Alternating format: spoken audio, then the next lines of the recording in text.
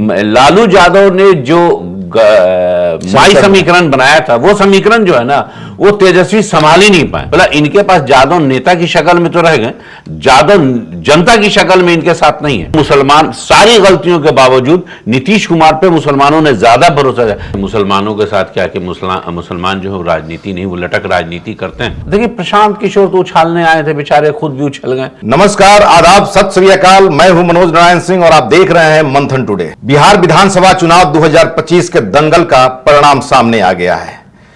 NDA की भारी जीत हुई, महागठबंधन चारों खाने चित्त हो गया। 15 जिला में महागठबंधन को एक भी सीट नहीं मिला। तो क्या माना जाए कि राहुल और तेजस्वी की जोड़ी फेल कर गई या फिर महागठबंधन से कहां चूक हुई? इन तमाम मुद्दों पर हम लोग बात करेंगे और बात करने के लिए हमारे साथ हैं राजनीतिक विशेषज्ञ हैं अशफाक रहमान जी। अशफाक रहमान जी, आपका बहुत बहुत स्वागत है।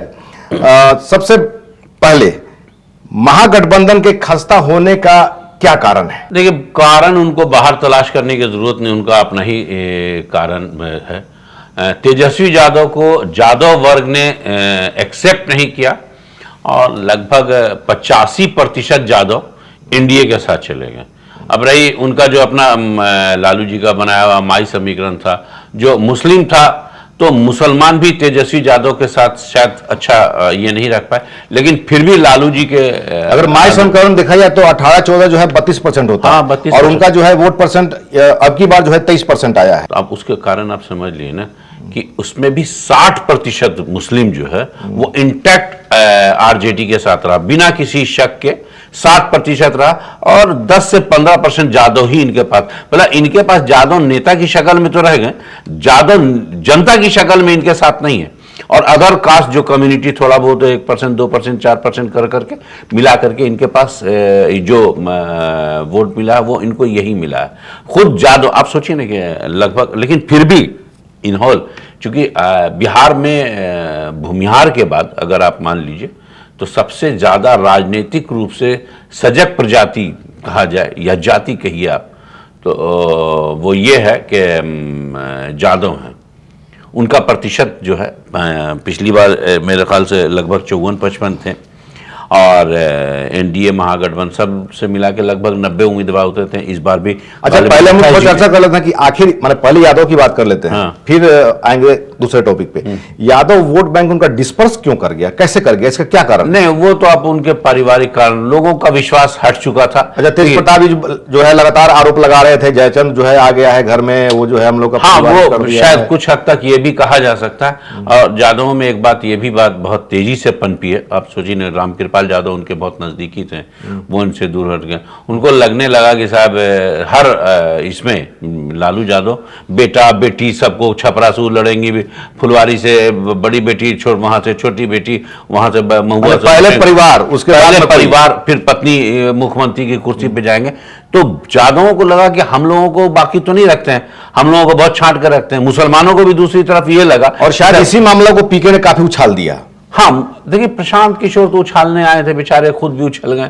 उछालने तो आ ही चुके थे वो, उनकी अपनी मतलब ये है। लालू यादव ने जो माई समीकरण बनाया था, वो समीकरण जो है ना, वो तेजस्वी संभाल ही नहीं पाए। उन्होंने, उनके अंदर थोड़ा जोम भी आ गया था और शायद अपने जाति के लोगों को और जो उनका अपना वोट बैंक है उसको छोड़ के वो दूसरे लोग को समेटने में लगे थे, समटा गए। इसमें कोई बड़ी बात नहीं है। अच्छा, तो इसमें जो है जिस तरह से आप अल्पसंख्यक की भी बात बोल रहे थे, यादव फैक्टर हो गया और दूसरा में हो गया अल्पसंख्यक फैक्टर। अल्पसंख्यक फैक्टर में अगर देखा जाए तो जिस तरह से ओवैसी ने, हालांकि ओवैसी बहुत मैच्योर्ड खिलाड़ी हैं और ओवैसी ने ये उनको प्रस्ताव दिया था। ओवैसी ये समझ रहे थे कि अल्पसंख्यक वोट बैंक जो है डिस्पर्स कर रहा है, तो उन्होंने दोस्ती का हाथ बढ़ाया, लेकिन तेजस्वी यादव ने इस बात को समझ नहीं पाए। नहीं, तेजस्वी यादव थोड़ा कहीं ना कहीं गलतफहमी के शिकार हुए हैं। वो उनको समझना चाहिए था। उन्होंने 6 सीट मांगी थी और 6 सीट करीब करीब वो जीते भी थे। वो 389 से एक बलरामपुर की सीट वो हारे हैं, 6 सीट वो जीते भी थे। अगर वो दे दिए होते तो ये जो 40% वोट एनडीए में चला गया, मतलब जेडीयू को गया है। मुसलमान का 60% वोट, अभी आप आंकलन उठा के देख लीजिए इलेक्शन कमीशन का, बूथ वाइज और इलाके वाइज कहां कौन से वोटर है, तो 60% वोट एकदम एक्सट्रैक्ट जो है वो आरजेडी को गया है और 40% जेडीयू के साथ चला गया। जो मुसलमान, सारी गलतियों के बावजूद नीतीश कुमार पे मुसलमानों ने ज्यादा भरोसा किया। सीमांचल को छोड़ दिया, हम सीमांचल की बात नहीं कर रहे, सीमांचल से अलग क्या इसका एक कारण ये भी जो है माना जा सकता है कि जिस तरह से डिप्टी सीएम के लिए मुकेश सहनी को जो है प्रोड्यूस किया गया, तो हमारी बात कुछ मुस्लिम नेताओं से हुई थी, अल्पसंख्यक जो नेता हैं उन लोगों से हुई थी। उन लोगों ने कहा कि मेरा परसेंटेज ज्यादा है तो डिप्टी सीएम मेरे कौम से क्यों नहीं। इनको सुनता कौन है? देखिए मुसलमानों के साथ क्या कि मुसलमान जो है राजनीति नहीं, वो लटक राजनीति करते हैं। कभी इनके साथ उनके साथ, अभी जैसे मान लिए एनडीए मतलब जेडीयू जो है भाजपा के साथ है, मुसलमान नीतीश के साथ बहुत अच्छी तादाद में है और अभी के वक्त में 40% मुसलमान उनके साथ गए। सीमांचल को छोड़ दिया जाए तो 60% इनके साथ रह गए आरजेडी के साथ। वो भी तेजस्वी की वजह से नहीं रहे, वो रहे आरजेडी पार्टी चूंकि लालू यादव की पार्टी के वजह से। और उनके अब यादव जो है कि नहीं, वो चले यादव आप देख लीजिए, एनडीए के यादव ज्यादा जीते हैं। इनके पास यादव में जो नेता या विधायक बनने लायक थे वो टिके रहे, जनता इनके साथ नहीं टिकी। अगर इनके साथ जनता टिकती तो बगल में पटना के है दानापुर जैसे कंस्टिट्यूंसी, ये कभी नहीं हारते, ये हार गए, ये इस बात को साबित करता। और वोट ये निकाल के देखिएगा तो क्या ये दोनों वोट बैंक आरजेडी के साथ या महागठबंधन के साथ ये वोट बैंक फ्यूचर में रहेगा कि नहीं रहेगा? इसको आप क्या कैसे देखते? महागठबंधन में देखिए अभी इनके आने वाले राजनीति में कुछ नहीं कहा सकता। आने वाले कल को ये कौन सी नीति बनाते हैं। तेजस्वी यादव जैसा वो बोल रहे हैं कि सिर्फ तेजस्वी यादव ने तो कोई ऐसा मुद्दा छोड़ा ही नहीं। हमको लग रहा है कि इतना सारा इन्होंने मुद्दा दे दिया कि लोग कंफ्यूज हो गए।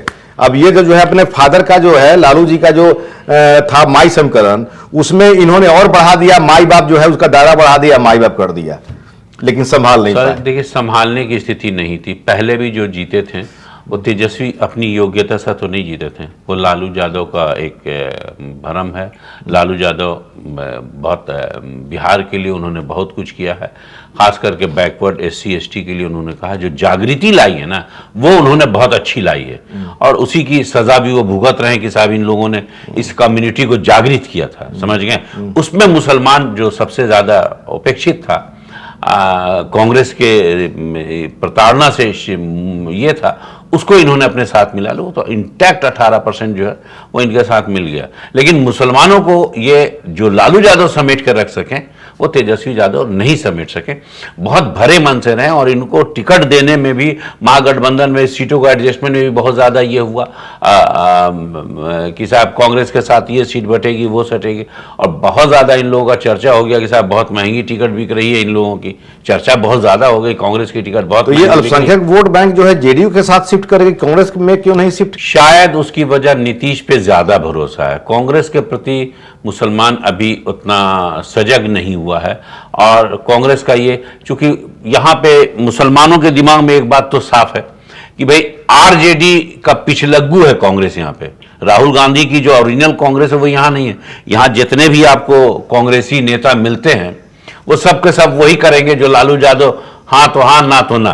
तो ये उनके पिछलग्गू हैं, इसलिए मुसलमान कांग्रेस की तरफ न जाके नीतीश पे ज्यादा भरोसा करते हैं। और नीतीश पे के इसमें नीतीश के साथ रहते हुए नीतीश के साथ मुसलमानों को कष्ट नहीं है कुछ केंद्र में उठाए गए बिल के अलावा। मनोज नारायण सिंह को दीजिए इजाजत। अभी तक आप मेरे चैनल को लाइक सब्सक्राइब नहीं किए हैं तो लाइक करें, सब्सक्राइब करें और फॉलो करें। बहुत बहुत शुक्रिया।